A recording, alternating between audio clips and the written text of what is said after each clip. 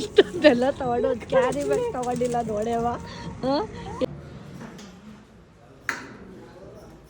ಒಂದೊಂದು ಖುಷಿಗೆ ಪಾರ್ಟಿ ಕೊಡ್ತದೆ. ಎಲ್ಲೋ ಹೋಗಿ ಒಂದು ಒಳ್ಳೆ ಡಾಬಾದಲ್ಲಿ ಊಟ ಅವ್ರ ಆಶೀರ್ವಾದ ನಮ್ಮ ಮೇಲೆ ಇರುತ್ತೆ ಯಾವಾಗಲೂ.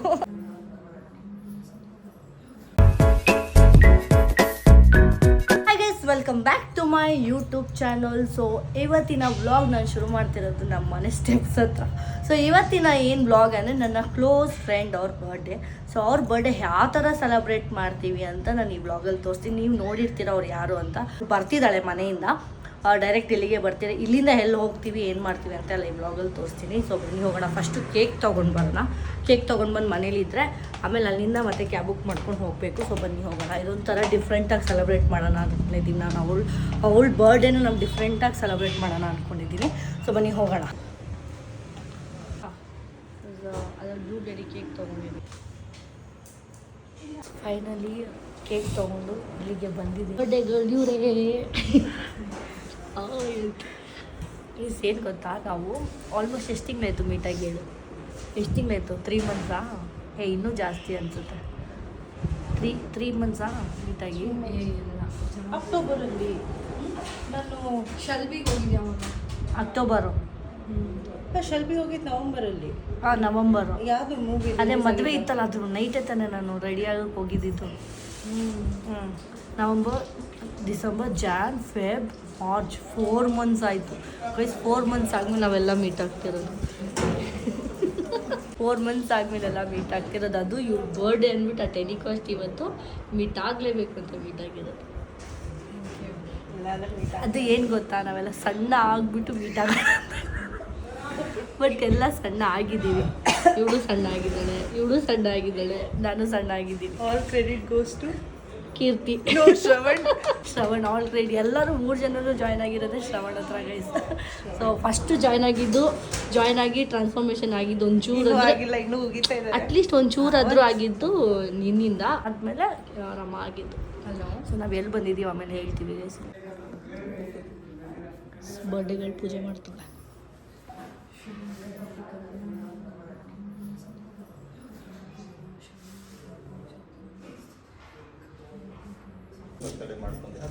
ಅದ್ರ ಬಗ್ಗೆ ಏನಾದರೂ ಹೇಳಂಗಿದ್ರು ಹೇಳ. ಅವಳಿಗೆ ಗೊತ್ತೇ ಇರಲಿಲ್ಲಪ್ಪ, ಅವಳಿಗೆ ಗೊತ್ತಿಲ್ಲ. ಹೋಗು.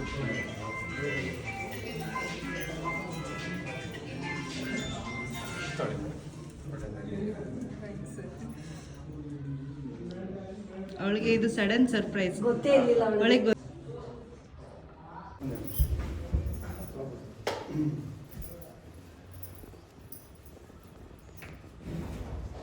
ಹ್ಯಾಪಿನಾ?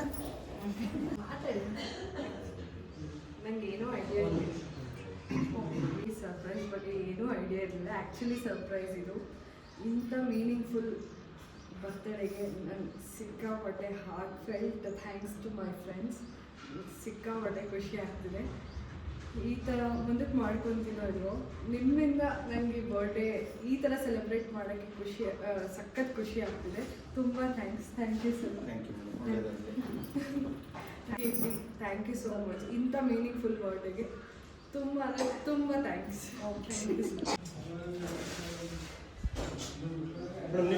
ಪರವಾಗಿಲ್ಲ sir. Happy birthday to you, happy birthday to you.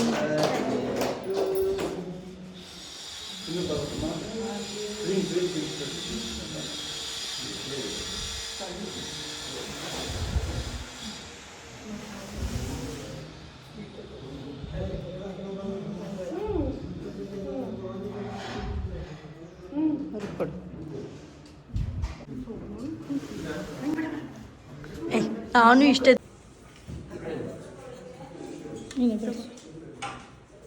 ಬರ್ತೀವಿ.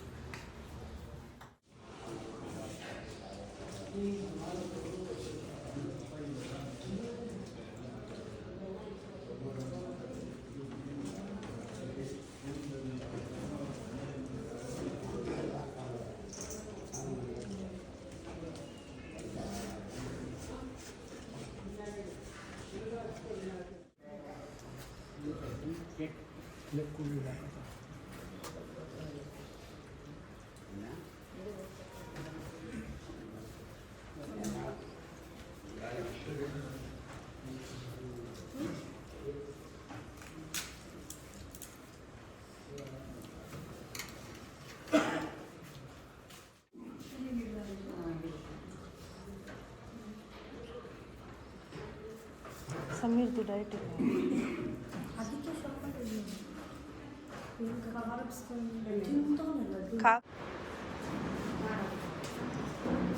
ಇದು ಆಫೀಸು ಇಲ್ಲಿ ನೋಡಿ ಇಲ್ಲಿದೆ ನೋಡಿ ಎಷ್ಟೊಂದು ಅವಾರ್ಡ್ಸ್ ಬಂದಿದೆ ಅವ್ರಿಗೆ. ಇದು ನೋಡಿ ಈ ಅವಾರ್ಡು ಡಾಕ್ಟ್ರೇಟ್ ಬಂದಿದೆ ಅಂತ. ಸೊ ಬನ್ನಿ ಹೋಗೋಣ, ಒಳಗಡೆ ಎಲ್ಲ ಮಾತಾಡ್ಸೋಣ.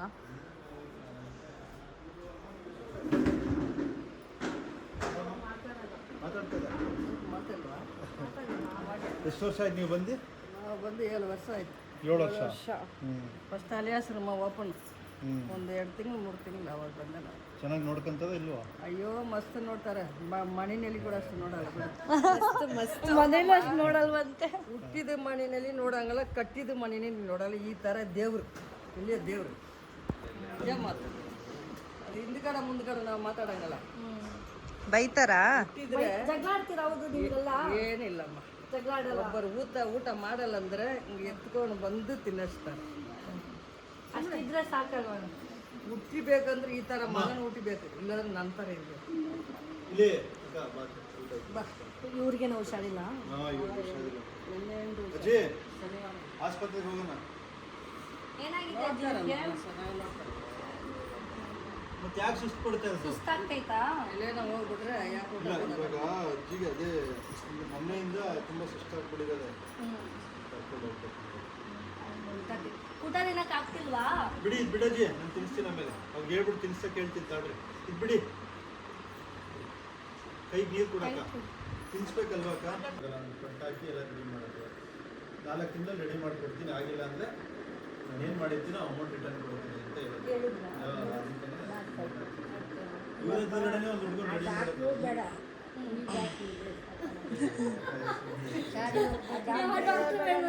ಮೂರು ದಿನ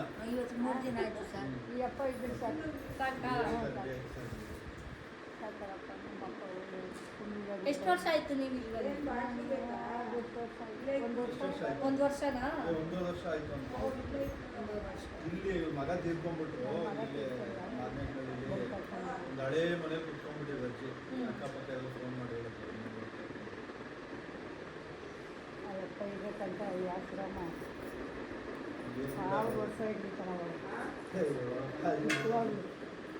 ಈ ಆಶೀರ್ವಾದ ಇದ್ರೆ ಸಾಕು.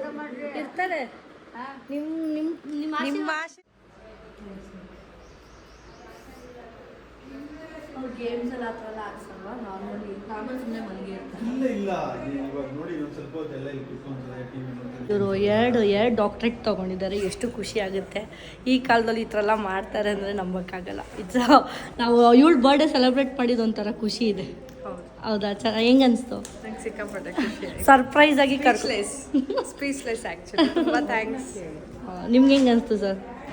ನಮಗೆ ತುಂಬ ಖುಷಿ ಆಯಿತು. ಯಾಕೆಂದರೆ ಇವತ್ತು ನಾವು ನೋಡ್ಬೋದು ಬರ್ತಡೇ ಅಂದರೆ ಯಾವ್ಯಾವ ರೀತಿ ಬೇಕಾದರೂ ಮಾಡೋ ಅಂಥ ಕಾಲದಲ್ಲಿ ಎಲ್ಲರೂ ಒಂದೊಂದು ಖುಷಿಗೆ ಪಾರ್ಟಿ ಕೊಡ್ತಾರೆ. ಎಲ್ಲೋ ಹೋಗಿ ಒಂದು ಒಳ್ಳೆ ಡಾಬಾದಲ್ಲಿ ಊಟ ಮಾಡ್ತಾ ಆ ರೀತಿ ಖುಷಿಯಾಗಿ ಬರ್ತಡೇ ಮಾಡ್ಕೊತಾರೆ. ಮೇಡಮ್ ಅವ್ರ ಬರ್ತಡೇನ ಸರ್ಪ್ರೈಸ್ ಆಗಿ ತುಂಬ ಅರ್ಥಪೂರ್ಣವಾಗಿ ಆಚರಿಸ್ತಾ ಇದ್ದಾರೆ. 100 ವರ್ಷ ಆಯಸ್ ಕೊಟ್ಟು ತುಂಬ ಖುಷಿಯಾಗಿ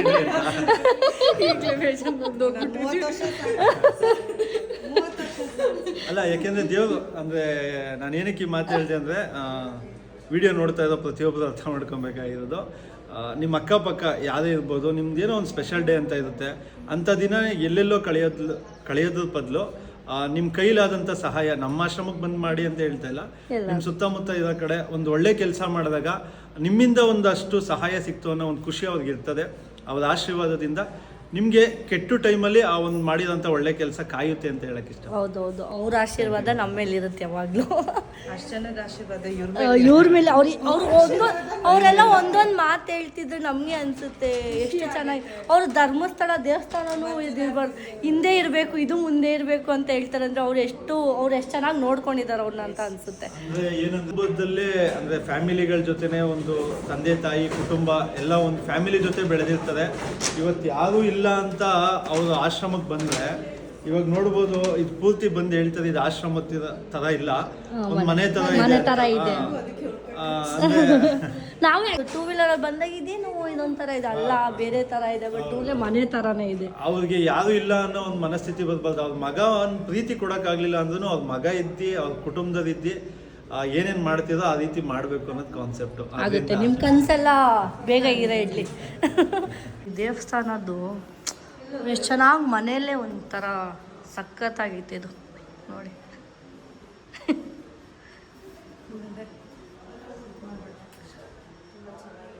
ಅಲ್ಲ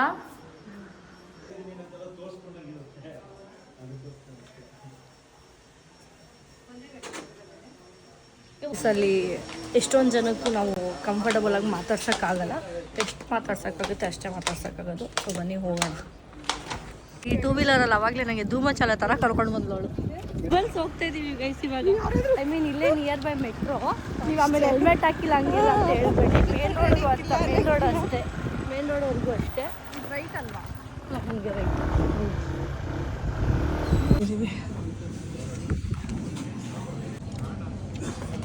ಇದೆಲ್ಲ ರೈಟ್ ತಿಂತವ್ರೆ. ಎಷ್ಟು ಚೆನ್ನಾಗಿ ಊಟ ಮಾಡಿ ಹೊಟ್ಟೆ ತುಂಬ ಊಟ ಮಾಡಿಬಿಟ್ಟಿದ್ದೀವಿ. ಸುಮ್ಮನೆ ಇಲ್ಲೇ ಬಿಸಿಲಲ್ಲಿ ಶಾಪಿಂಗಿಗೆ ಹೋಗೋಣ ಅಂತ ಹೋಗ್ತಾ ಇದೀವಿ. ಬನ್ನಿ. ಶ್ರವಣ್ ಅವಳು ಒಂದು ಜಾಮೂನು, ಆಮೇಲೆ ಎರಡು ಸರಿ ರೈಸು, ಹಪ್ಪಳ ಅಷ್ಟು ತಿಂದಿದ್ದಾಳೆ. ನೀನೇನು ತಿಂದೆ? ನಾನು ಅವ್ರಿಗೆ ಕಳಿಸಿದ್ದೀನಿ, ನಾನು ಪಿಕ್ ಕಳಿಸಿದ್ದೀನಿ. ನಾನು ಅವ್ರಿಗೆ ಆಲ್ರೆಡಿ ಕಳಿಸಿದ್ದೀನಿ. ಒಂದು ಫುಲ್ ಜಾಮೂನ್ ತಿಂದಿದ್ದಾಳೆ. ಇಲ್ಲ ಇಲ್ಲ ಕಳ್ಸೊಂದು ತಿಂದಿಲ್ಲ, ಸುಮ್ಮನೆ ಅವ್ರು ಹೇಳೋದನ್ನ ಕೇಳಬೇಕು. ಆಯ್ತು ನನಗೆ ಸೇರತ್ತಾ ಇದು ಕಲರ್. ಏನು ಮಾಡಿದ್ರೆ ಚೆನ್ನಾಗಿರುತ್ತೆ. ಪಿ ಎ ನೋಡಿ ಗೈಸ್, 3 ಬ್ಯಾಗ್ ಇಟ್ಕೊಂಡಿದ್ದೀನಿ. ಇವ್ರು ಆರಾಮಾಗಿ ಶಾಪಿಂಗ್ ಮಾಡ್ತಿರೋದು, ಡ್ರೆಸ್ ಹಾಕೊಂಡು ಹೋಗೋದು.